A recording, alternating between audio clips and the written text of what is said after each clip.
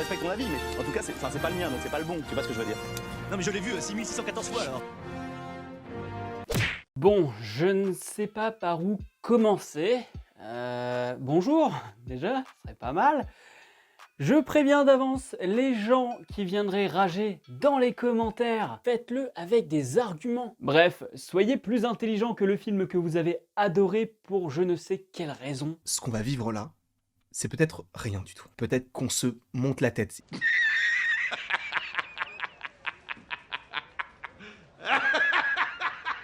Alors vous le savez, je n'étais pas très chaud à l'annonce du film, hein. Je savais que ça allait être uniquement du fanservice. J'ai ragé sur une bande-annonce, mais aussi sur Twitter, et finalement ça s'avère encore plus médiocre que je ne le pensais, alors que finalement tous les bons ingrédients étaient là. Oh bah comme Venom 2 dis donc. Et à côté de ça, Sony nous prépare une suite à l'excellent Spider-Man Into the Spider-Verse, et ça s'annonce déjà comme une tuerie. Merci pour la bonne nouvelle. Parlons tout de suite des éléments dont il n'y a pas grand chose à dire, à savoir la technique. Tout d'abord la mise en scène. Il n'y en a pas.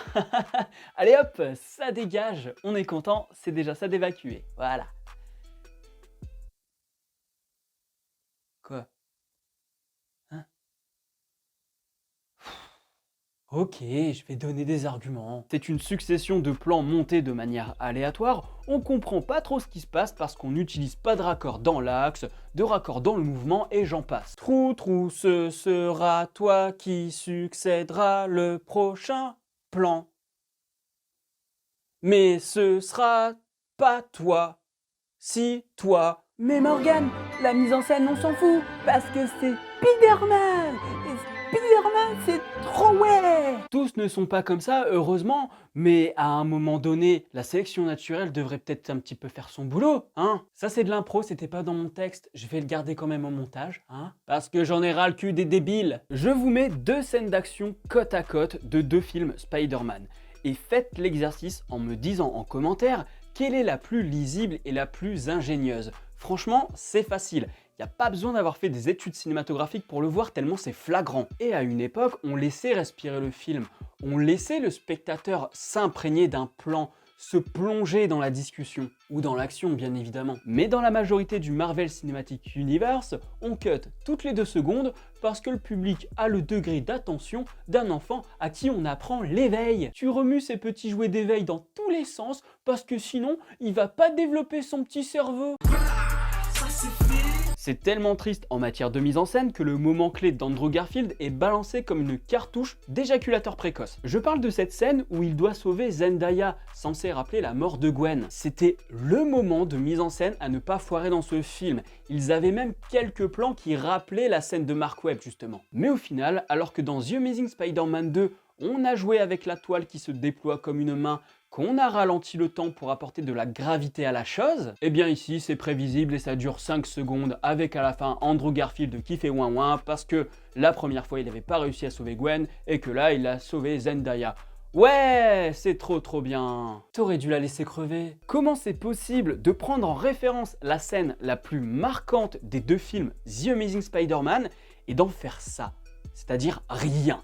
C'est une catastrophe. Je sais pas si vous vous rendez compte quoi. C'est incroyable à quel point c'est débile, à quel point c'est feignant, à quel point on se fout de ta gueule. Ça me paraît un peu faible. Pour ce qui est de la photographie, on voit que dalle, hein, parce que le chef-op a certainement oublié de demander à ce qu'on allume les lumières, ou alors tout simplement il n'y avait pas de projo parce que tout le budget est parti dans le salaire des acteurs. C'est vraiment dommage parce qu'on donne l'occasion de créer un truc dingue avec 3 Spider-Man, qui reste quand même du jamais vu en live action, hein, faut le reconnaître, et on a ce truc tout moche, sans conviction, sans sincérité, si ce n'est seuls des acteurs revenus des années plus tard pour montrer ce qu'est un vrai Spider-Man. Les deux anciens Spider-Man, ils sont globalement mal écrits, sans grand intérêt, et c'est quand même le jeu d'acteur qui arrive à sauver tous ces moments. Les mecs n'ont pu compter que sur eux-mêmes. Et puisque je parle de l'écriture, eh bien, parlons du scénario. Et oui, j'ai fini avec la mise en scène. Si je dois résumer la réalisation, il n'y a pas de travail, c'est vide, il n'y a pas grand chose à dire dessus, si ce n'est que finalement,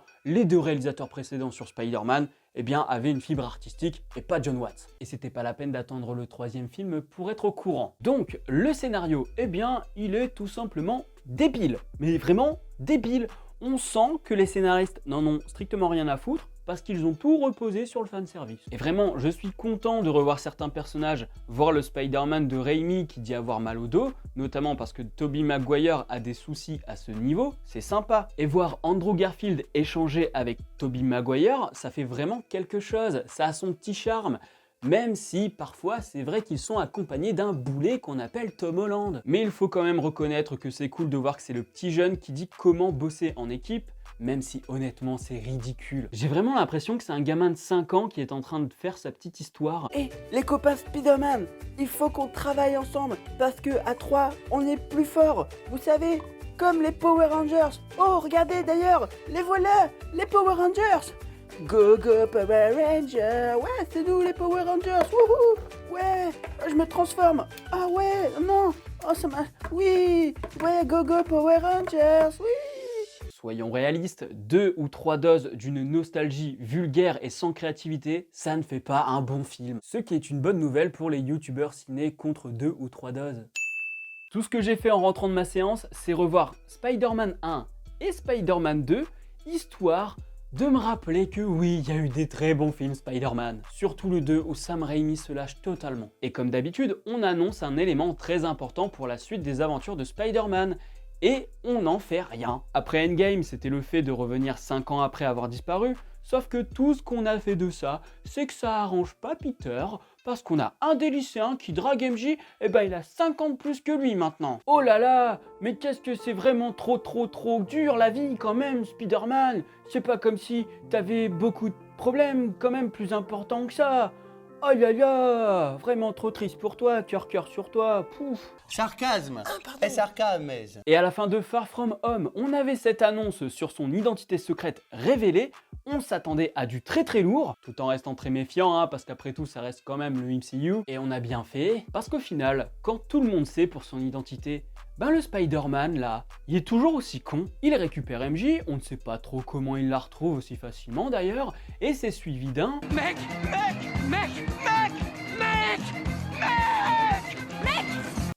c'est agaçant! Et ensuite, il arrive chez lui, il découvre que Tante May et Happy se séparent, et lui, la première chose qu'il trouve à faire à ce moment-là, c'est de parler de leur rupture. Y a pas plus important là. Y a pas plus grave comme crise à gérer. Non, c'est vraiment le truc primordial à gérer, c'est la rupture là. C'est ça. Genre là, y a pas des gens qui débarquent chez toi, y a pas des hélicos dans tous les sens, et tu te dis pas tiens, maintenant qu'on connaît mon identité, ben il y a peut-être des gens qui vont vouloir à ma famille. Non, le truc le plus grave c'est de savoir pourquoi Happy met plus sa quéquette dans ta tante. Tu veux gérer ça tout de suite parce que tu veux niquer ta tante ou quoi? Elle a de belles cuisses, ma tante Alice, et c'est moi qui les lisse. Et si seulement Spider-Man était le seul abruti de ce film, à la rigueur, bon je gueulerais quand même, mais à la rigueur je serais peut-être plus indulgent. Mais il y a Strange aussi, Strange qui est quand même autorité suprême, machin, de la magie et mes couilles, hein, voilà. Et lui, bah qu'est-ce qu'il fait? Ben il accepte toutes les demandes d'un petit mioche, voilà, juste parce que, oh là là, bah finalement, il veut plus que sa copine ne se rappelle pas de lui, que sa tante ne se rappelle pas de lui, tout ça. Mais qu'est-ce qui se passe après? Putain, tu fais bugger le multivers, espèce d'abruti! Comment on a pu filer des pouvoirs magiques à un débile pareil? Un grand pouvoir implique de grandes responsabilités, mon cul, ouais.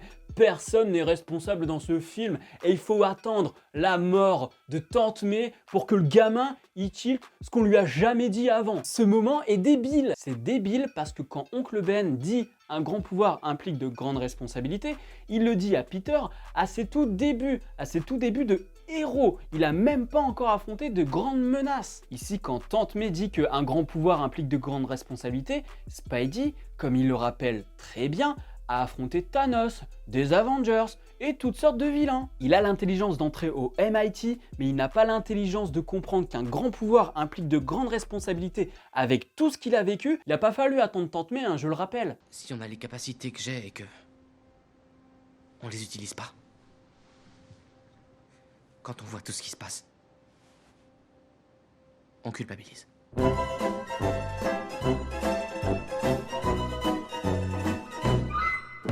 Et vous savez pourquoi ils ont fait dire à Tante May cette phrase culte? Comme dirait Spider-Man, un grand pouvoir implique de grandes responsabilités. Non, c'est pas à cause de Marlène Schiappa.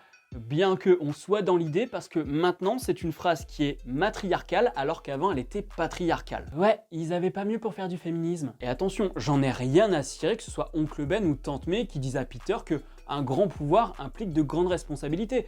Moi, ce qui me pose problème, c'est que ça arrive beaucoup trop tard. Et du coup, on sent que c'est le MCU qui rentre dans son cahier des charges du féminisme, sauf que c'est sans conviction, et donc du coup, c'est maladroit, et ça fait pitié, quoi. Elle est en train de crever, et tout ce qu'elle trouve à dire à son gamin, c'est que la pluie, ça mouille.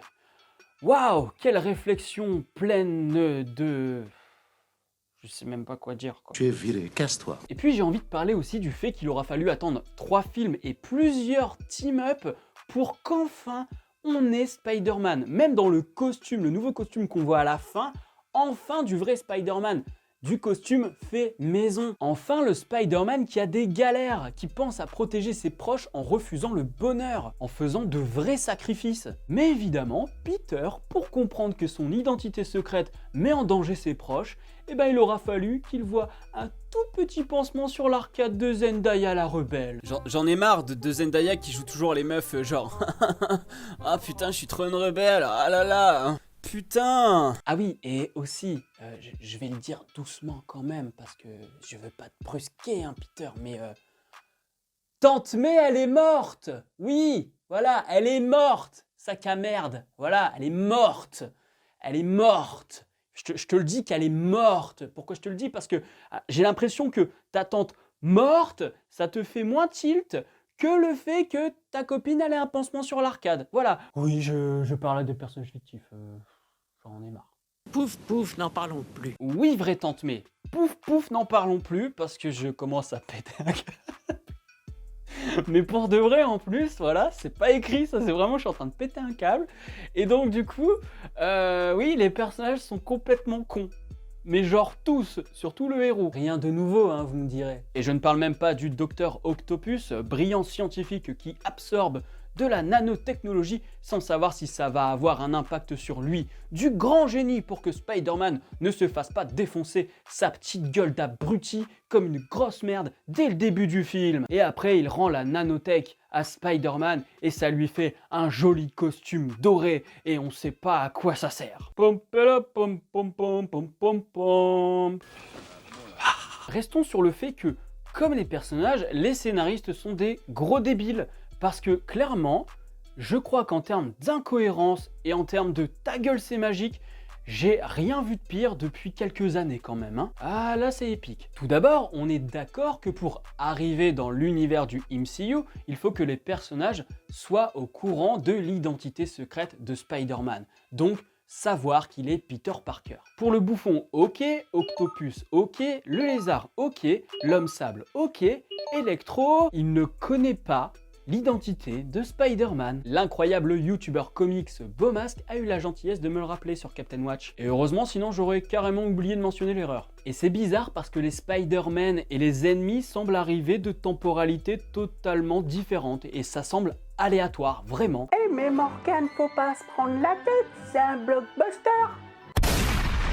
Ce qui est sûr, c'est que lorsqu'ils atterrissent dans le MCU, c'est au moment où ils découvrent l'identité de Spider-Man. Parce que Octopus le dit, au moment où il a atterri dans le MCU, c'est au moment où il avait ses pinces qui étranglaient Spider-Man. Et c'est pile au moment où il découvre qui est Spider-Man. Pour le lézard et Sandman, je peux pas trop vous dire si c'est cohérent ou pas parce qu'ils ont tellement aucun développement qu'on n'a aucune information. De toute façon, ces deux-là, je pense qu'on les a pris uniquement pour faire une bande de Sinister Six. Sauf qu'ils sont 5. Donc ça sert à rien. D'ailleurs, là où ça coince, c'est que si le bouffon disparaît de sa timeline, comment assurer la continuité avec Octopus et le vieux Spidey? De même du côté de Amazing Spider-Man. Je vous le dis, c'est un condensé de ta gueule c'est magique, même Doctor Strange dit que le multivers est un peu flou et tout, comme ça les scénaristes peuvent faire ce qu'ils veulent. Je vous rappelle que pour Endgame, ils avaient tenté de se la jouer un télo alors qu'en fait c'était de la grosse merde. Hein. Et parfois, ils esquivent même les incohérences.